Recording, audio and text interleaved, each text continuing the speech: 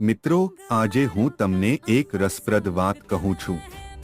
એક શિક્ષકે પૂછ્યું, દુનિયામાં સૌથી નમ્ર માણસ કોણ છે? ત્યારે એક વિદ્યાર્થીએ તરત જ જવાબ આપ્યો, સર, તેલ વેચનાર।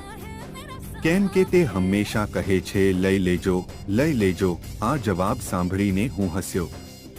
ખરેખર નમ્રતા એ માત્ર શબ્દોમાં નથી, પરંતુ આપણા વર્તનમાં પણ હોવી જોઈએ। આજે આપણે સૌએ નમ્રતા અને સહાનુભૂતિના ગુણોને અપનાવવાની જરૂર છે।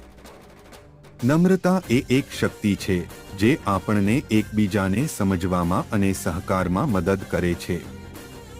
જ્યારે આપણે નમ્રતા સાથે વાત કરીએ છીએ, ત્યારે લોકો અમારી વાતને વધુ ધ્યાનથી સાંભળે છે। તો ચાલો આપણે સૌ નમ્રતાના ઉદાહરણને જીવનમાં અમલમાં મૂકીએ અને એકબીજાને વધુ સકારાત્મક રીતે સમજીને